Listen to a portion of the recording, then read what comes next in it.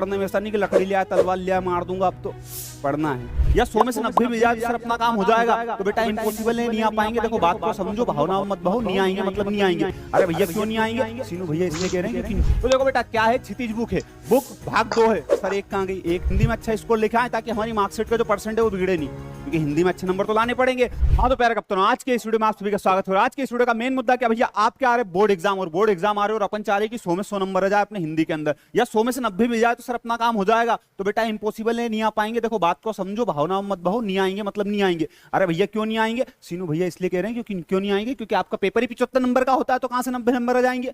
नहीं आएंगे। आई बात समझ में? तो 75 में से 75 आ सकते हैं, और सही बात बोलूं तो 75 में 75 भी नहीं आएंगे। क्यों नहीं आएंगे भैया? अब यहाँ क्या दिक्कत आ रही? यहाँ दिक्कत आ रही, यहाँ ये दिक्कत आ रही कि हिंदी के अंदर 75 में से 75 नंबर नहीं मिलते, मतलब हिंदी के अंदर पूरे नंबर नहीं मिलते। यार भैया यार ये मैथ नहीं है, ये हिंदी है, समझा करो, ठीक है? हाँ, और जिस व्यक्ति को लगता है हिंदी बहुत आसान है तो जाओ, तुम्हारे में दम हो तो 75 में से 75 ला के बताओ। नहीं आएंगे भले तुम कितने बड़े अच्छे लिखने वाले क्यों ना हो, ठीक है? आई बात समझ में? ये समस्या होती है हिंदी के अंदर। तो भैया हम क्या करें ये बताओ तुम तो, कि हिंदी में अच्छा स्कोर लिखा है ताकि हमारी मार्कशीट का जो परसेंट है वो बिगड़े नहीं, क्योंकि हिंदी में अच्छे नंबर तो लाने पड़ेंगे। तो लाने के लिए ध्यान यहाँ केंद्रित करना पड़ेगा। जरा कमर सीधी करके इधर देखो बेटा, मुंह मत फाड़ना, आंख खुली रखना और व्यवस्थित तरीके से यहाँ देखो। पूरी स्ट्रेटेजी बता रही है एकदम व्यवस्थित। देखो तुम्हारे सिलेबस में क्या क्या है, तो अपने को बहुत लोगों को सिलेबस ही नहीं मालूम, तो पहले वो देख लेते हैं, क्योंकि सिलेबस ही नहीं मालूम तो सब गुड़ गोबर एक हो जाएगा, मैं कुछ भी बताऊंगा उसका। तो देखो बेटा क्या है, क्षितिज बुक है, बुक भाग 2 है। सर एक कहाँ गई? एक अपन ने, ये 10वीं चल रही, 9वीं में क्या झक मारी अपन ने? 9वीं में भाग 1 पढ़ाते तो हैं, तो कृतिका क्षितिज दोनों का भाग 1 कहाँ पढ़ाते हैं? 9वीं में।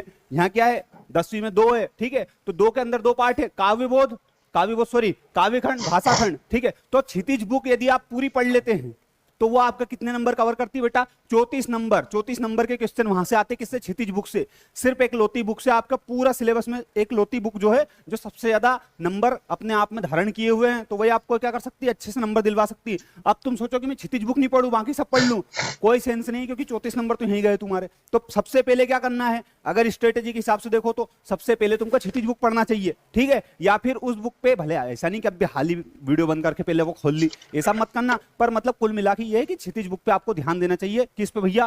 काव्यखंड और भाषाखंड दोनों पे। तो ये दोनों कहां मिलेंगे भैया? ये तुम जहां से पढ़ रहे हो वहां से पढ़ लो, नहीं तो अपन भैया खड़े हैं इतने बड़े एकदम जिंदे तुम्हारे सामने। तो ये क्या करेंगे, अभी कुछ दिन बाद पढ़ाएंगे, बोर्ड वाला जो है इस पे चैनल पे पढ़ाएंगे, आपको टेंशन मत लो। तो सारी चीजें वहां पढ़ा देंगे आपको, वहां पे पूरी चीजें कंप्लीट हो जाएगी। क्वेश्चन आंसर, ऑब्जेक्टिव, फलाना ढिमकाना, जो भी एग्जाम में आएगा सारी चीज पढ़ा दूंगा, मत टेंशन लेना जरा सा भी, बस पढ़ लेना तुम, ठीक है? अब उसके बाद बात करते हैं भैया काव्यबोध की और भाषाबोध की। तो आपको मैं बता दूं कि आपके सिलेबस में काव्यबोध और भाषाबोध, ठीक है, ये दोनों चीज दे रखी है, लेकिन बुक में नहीं दी है, क्षितिज बुक में नहीं मिलेगी, ठीक है? तो अब ये भैया इनका क्या लफड़ा है? तो देखो बेटा, आप जो संधि समास पढ़ते हो ना, संधि समास ये वाली चीजें, वो भाषाबोध के अंतर्गत आती है। बाकी रस छंद अलंकार कहाँ आता है? काव्यबोध के अंतर्गत आता है, ठीक है? अब ये दोनों आते हैं, तो देखो आपका जो कौन सा रस छंद अलंकार वाला टॉपिक है वो 10 नंबर का आएगा, बाकी कितने का आएगा?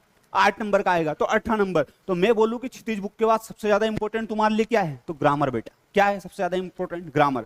लेकिन मैं तुमसे बोलूं कि ग्रामर पहले पढ़ना चाहिए कि क्षितिज बुक पहले पढ़ना चाहिए, तो तुमको पहले कायदे में अगर अच्छे से पढ़ाई करनी हो, टॉप करने के हिसाब से, तो पहले ग्रामर पढ़नी चाहिए। क्यों? क्योंकि ग्रामर से आपके कॉन्सेप्ट क्लियर होते हैं और फिर आप यहां पे लागू कर पाते हैं।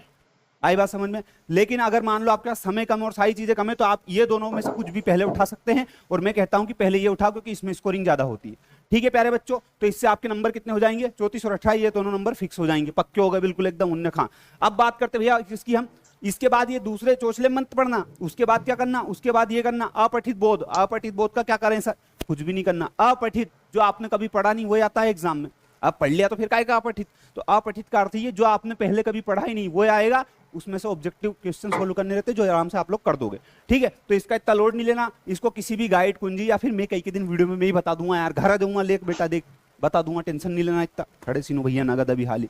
पत्र लेखन, तो ये 4 नंबर कंप्लीट होंगे। अपठित बोध में आप 4 नंबर तो आपके पक्के मान के चलना, ठीक है? थोड़ी सी प्रैक्टिस करवा दूंगा एग्जाम के पहले, मत टेंशन लेना, खड़ा नहीं इतना बड़ा आदमी तुम्हारे सामने। हाँ, पत्र लेखन, पत्र लेखन में 2 आते हैं, औपचारिक, अनौपचारिक। इसका कुछ दिन में वीडियो आई जाएगा, इन दोनों को कैसे लिखते हैं, ठीक है? बहुत आसान है, क्योंकि गिनती के तो 3-4 याद करने रहते हैं, तो ये 4 नंबर यहाँ पक्के हो जाएंगे बेटा अपने, ठीक है? उसके बाद बात करते बेटा किस चीज की, तो अपन हर बार देखते क्या? निबंध। तो देखो विज्ञापन, सूचना, संवाद और अनुच्छेद, इन सब में से कुछ भी आ सकता है, और वो कितने नंबर का आएगा? 7 नंबर का। 7 नंबर बहुत मायने रखते भैया, 7 नंबर में तो आदमी का ना क्या कर दे, तो 7 नंबर याद करने हैं अपने को, ठीक है? तो ये निबंध का तरीका बताऊंगा आपको मैं, सारी चीजों के तरीके बता दूंगा लिखने का। अब तुमको कि सर हम काफी में लिखे जाते, बेटा यार समझा करो यार, कॉपी में लिख नहीं आ सकता बोर्ड एग्जाम में, पर बता जरूर दूंगा, ठीक है? तो बता दूंगा अब बचा क्या मेन मुद्दे की बात, तो देखो अब यहाँ पे आती कृतिका बुक, आपकी कृतिका बुक जिसके अंदर मात्र 3 चैप्टर है, और जब मैं कह रहा हूं कि तुमने इतना सारा पढ़ ही लिया तो कृतिका बुक को क्या क्यों छोड़ कर जा रहे हो, उसको पढ़ा देंगे, उसको पढ़ना शांति से, ठीक है। तो कुल मिला के एक सीक्वेंस है, पढ़ना तो पूरा सिलेबस ही है, हमको टॉप भी कि तुमने इतना सारा पढ़ ही लिया तो कृतिका बुक को क्या क्यों छोड़ कर जा रहे हो, उसको पढ़ा देंगे, उसको पढ़ना शांति से, ठीक है। कुल मिला के सीक्वेंस है, पढ़ना तो पूरा सिलेबस ही है, हमको टॉप भी करना है, हम मरे भी नहीं पर स्वर्ग भी जाना है, तो स्वर्ग जाना है तो मरना पड़ेगा बेटा, और टॉप करना है तो पढ़ना तो पड़ेगा ना मेरी जान ठीक है, तो पढ़ना पड़ेगा बेटा, ठीक है। आई बात समझ में, ठीक है। विद्यार्थी के लिए कोई लक्ष्य इतना बड़ा नहीं होता, हारता